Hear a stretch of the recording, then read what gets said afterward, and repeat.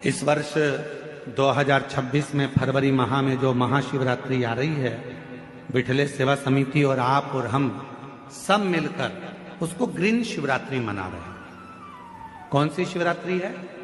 Green Shivratri, हरित Shivratri. Green Shivratri का मतलब यह है कि शिवरात्रि के दिन पूरे दुनिया में जितने भी शिव भक्त हैं, भगवान शंकर के उपासक हैं, 2026 में फरवरी महीने में 3 दिन तक शिवरात्रि के 2 दिन पहले से एक छोटे से बेल वृक्ष की, बेल के पौधे की, बेलपत्री के पौधे की पूजन करो। शंकर जी के मंदिर में उसकी आराधना, अपने घर के अंदर उसकी आराधना करो। और शिवरात्रि के दिन एक साथ पूरी दुनिया में, पूरी पृथ्वी पर करोड़ों लोग एक साथ बेलपत्री का पौधा जहां तुमको मौका मिल जाए वहां लगाना और रोज प्रतिदिन उसमें जल चढ़ाना, जिससे वो पौधा बड़ा होगा।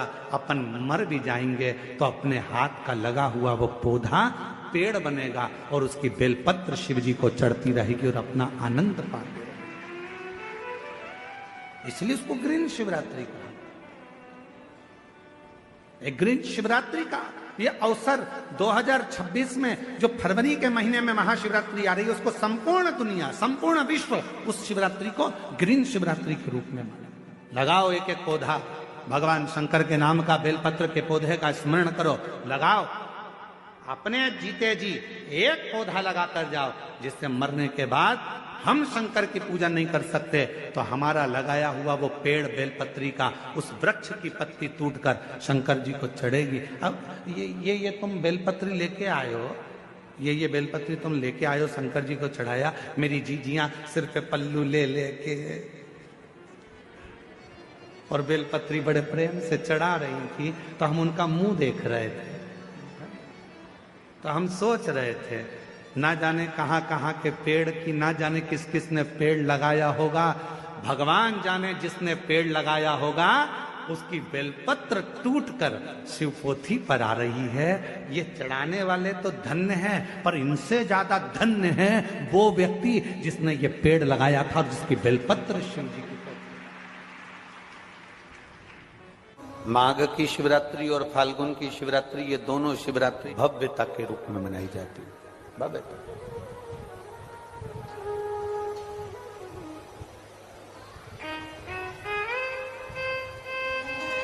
दुनिया के लोग कहते हैं कि शिवरात्रि के दिन भगवान शंकर की पार्वती जी के साथ शादी हुई। ये दुनिया के लोग कहते हैं।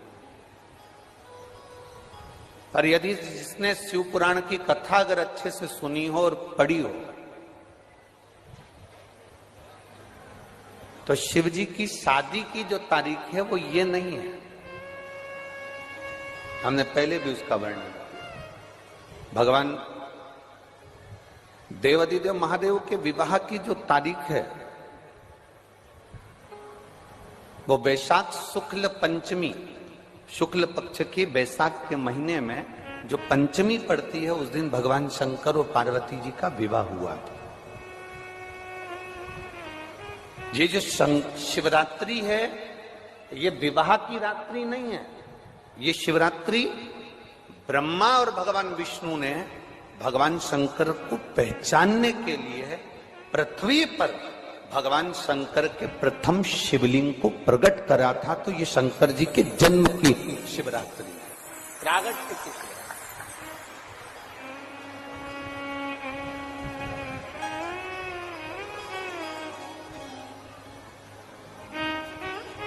ये शिव जी के प्रागट्य की शिवरात्रि है।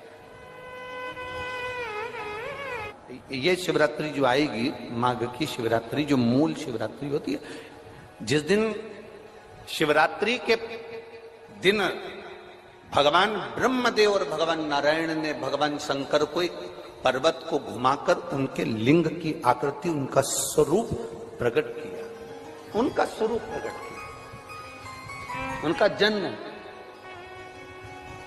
आपसे कोई पूछे कि शंकर जी का जन्म कब हुआ था, बिल्कुल बेझटक कह सकते हो, शिवरात्रि के दिन, हैप्पी बर्थडे टू यू। उसमें तुम्हें सोचना नहीं। भ्रम फैलाने वाले बहुत भ्रम फैलाते हैं। और आज इस व्यासपीठ से एक बात और कहना चाहेंगे, जिसको अपने जन्म की तारीख ना मालूम हो, जिसको अपने जन्म दिन ना मालूम हो, वो आप नियम बना लो कि आपका जन्मदिन भी शिवरात्रि के दिन ही हुआ है, पक्का। जब परब्रह्म परमेश्वर स्वयं देवादिदेव महादेव शिवरात्रि के दिन प्रकट हो जाता है, उसका शिवलिंग, उसकी आकृति प्रकट हो जाती है, और ब्रह्मा जी ऊपर जाकर मालूम करते हैं, आकाश में बढ़ते जाते हैं, तो भी उनको शंकर भगवान के शिवलिंग का छोर नहीं मिलता। भगवान नारायण नीचे की ओर बढ़ते चले जाते हैं, पाताल की ओर, और उनके चरण नहीं मिलते, तब हार जाते हैं कि शंकर को पहचानना कठिन है।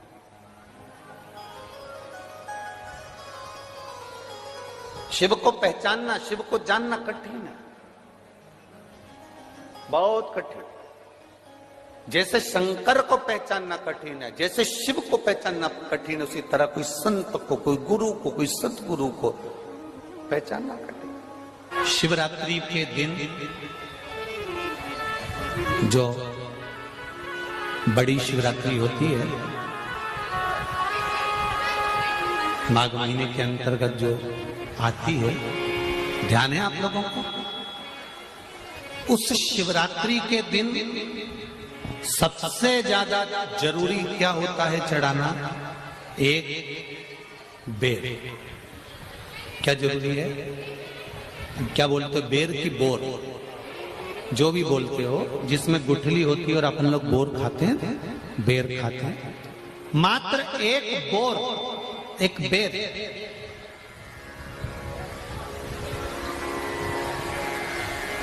महाशिवरात्रि के दिन समर्पित किया जाता है। क्यों करते हैं?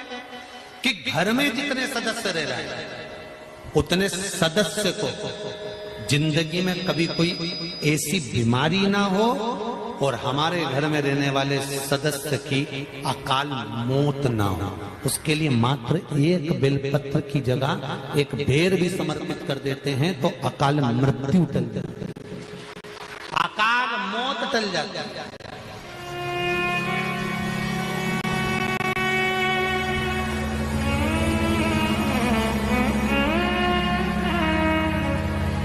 12 महीने शिवरात्रि आती है, जिसको 12 मासिक शिवरात्रि कहते हैं। हम कई लोगों से कहते हैं अगर जिंदगी में ज्यादा नियम नहीं ले सकते तो एक नियम ले लो, और उसका फल क्या होता है? ये मात्र 3 महीने की शिवरात्रि कर कर देखिए, केवल 3 महीने की शिवरात्रि, ज्यादा कुछ नहीं कर सकते। हर महीने शिवरात्रि आती है। प्रत्येक शिवरात्रि के दिन 3 जगह पर दिया लगाना प्रारंभ कर दो। पहला, बेलपत्री के वृक्ष के नीचे। दूसरा, शंकर भगवान के मंदिर पर। तीसरा, आंवले के वृक्ष के नीचे। केवल ये 3 जगह पर दिया लगाना चालू कर दो। कौन से दिन? हर महीने की जो शिवरात्रि आती है, मासिक शिवरात्रि जो आती है, आप 12 महीने का नियम बनाओ कि मैं 12 महीने की शिवरात्रि का व्रत करूं ना करूं। मैं शंकर के मंदिर में 12 महीने जो शिवरात्रि आती है, उस शिवरात्रि का नियम लेती हूं कि शिवरात्रि के दिन मैं दिया लगाने 3 जगह पर जाऊंगी। पहला, बोलते जाओ जम के, बेलपत्री के नीचे। दूसरा, शंकर भगवान के मंदिर में या शिव मंदिर की चौखट पर। तीसरा, आंवले के वृक्ष के नीचे।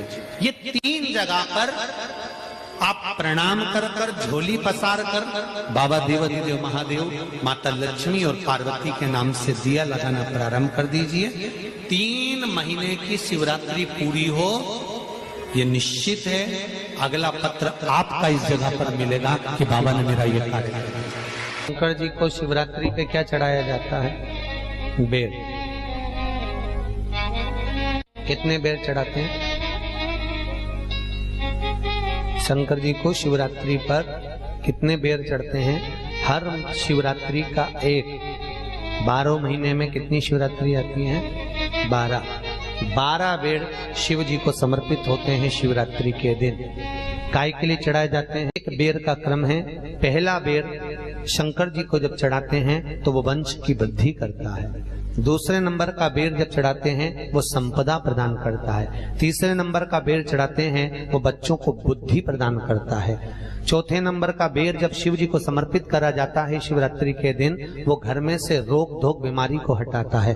पांचवें नंबर का जो बेर शिव जी को समर्पित करा जाता है वो हमको रोगों से मुक्त करता है। छठे नंबर का बेर अटके हुए काम को बनाता है। सातवें नंबर का बेर हमारे कोई कार्य नहीं हो रहे उन कार्यों को सफलता की ओर ले जाता है। आठवें नंबर का बेर हमारे घर में कुछ खुशियां लेकर आता है। नवें नंबर का बेर हमारे घर में वैभव को प्रदान करता है। 10वें नंबर का बेर हमारे घर में संपदा देता है। 11वें नंबर का बेर व्यक्ति को एकादशी के फल के बराबर पुण्य प्रदान करता है। और 12वें नंबर का बेर व्यक्ति के जीवन को सौभाग्यमय बनाता है, नारी को अखंड सौभाग्य प्रदान करता है।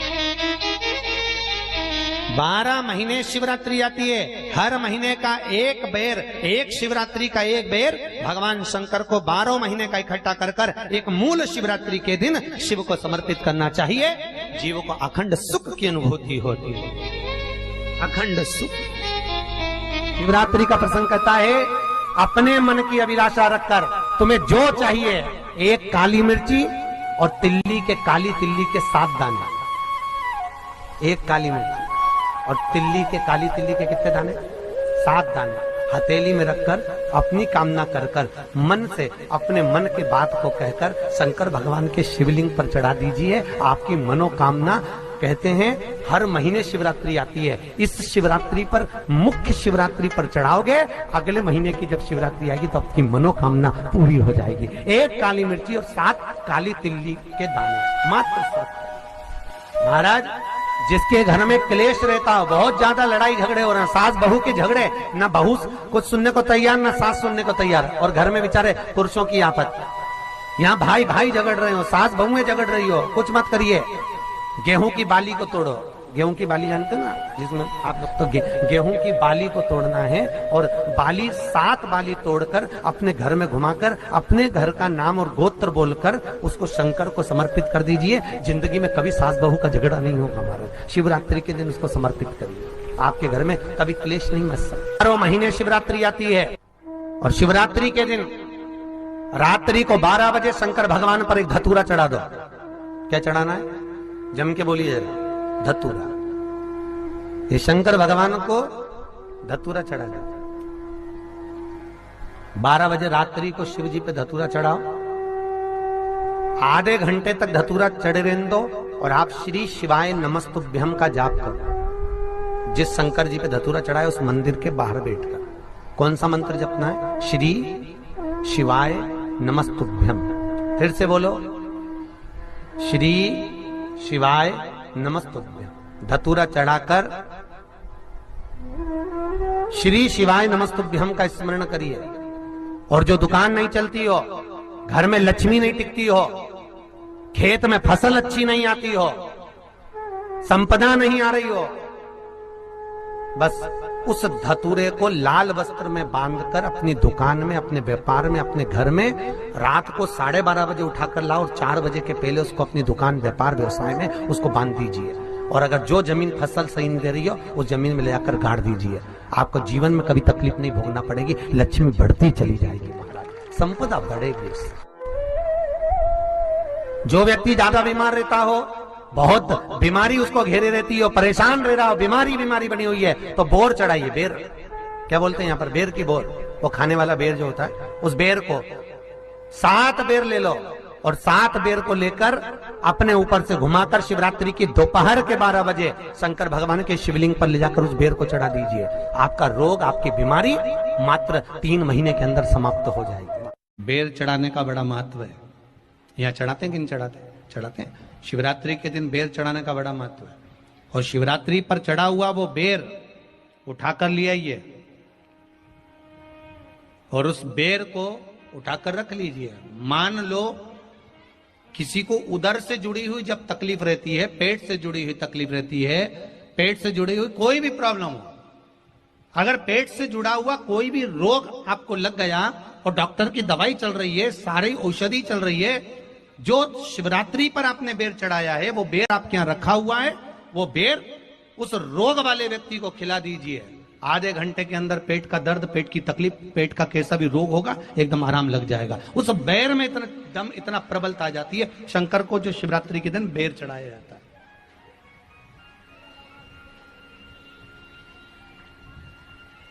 भगवान शिव पर समर्पित हुआ वो बेर का इतना महत्व महाराज।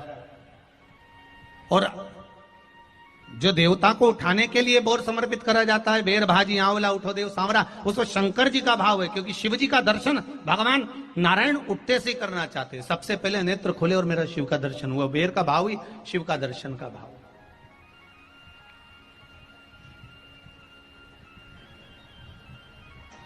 कितनी बड़ी औषधि होगी बेर के अंदर, जरा देखिएगा कि मेरे राम जी शबरी अम्बा के दरवाजे पर पहुंचे। आप लोग भजन में लेते रहते हो, शबरी संवारे रास्ता आएंगे राम जी, मेरा भी धन्य जीवन बनाएंगे राम जी।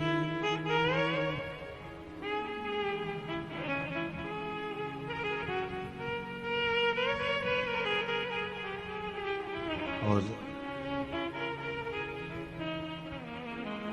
बागों से चुन चुन के वो लेकर आई बेर की टोकरी। खट्टे हो चाहे मीठे हो पाएंगे राम जी, मेरा भी धन्य जीवन बनाएंगे राम जी।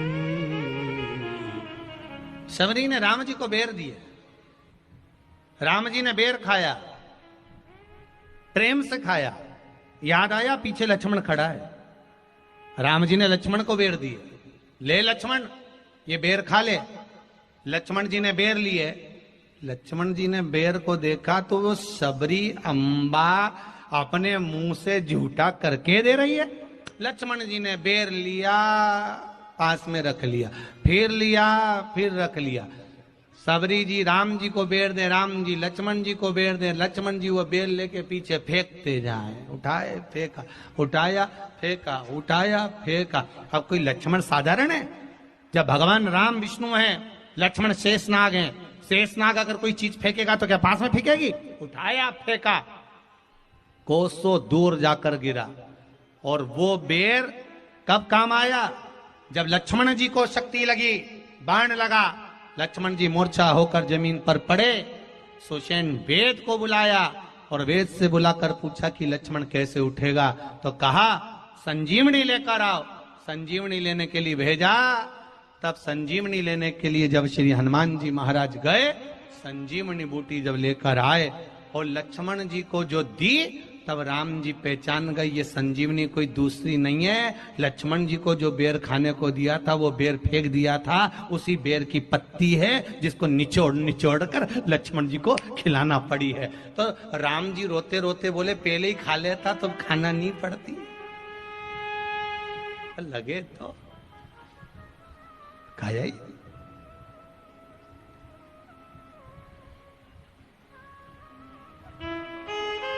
यहां तो सीधी सीधी बात है ना। कहा पोलियो की दवाई जन्म लिए बच्चे से लेकर 5 वर्ष तक के बच्चे को पोलियो की दवाई पिलाई जाएगी। पोलियो की दवाई पियो तो हाथ पैर से विकलांग नहीं होगे। बोलो, बोलते कि नहीं बोलते? पियो विकलांग नहीं होगे। जो नहीं पिएगा वो हाथ पैर से विकलांग हो जाएगा। उसी तरह शिव महापुराण की कथा, जिसका जन्म नहीं हुआ, जो माता के गर्भ में है, उससे लेकर जो मर रहा है उस तक के व्यक्ति को सुनाई जाएगी। पोलियो की दवाई नहीं पियोगे, हाथ पैर से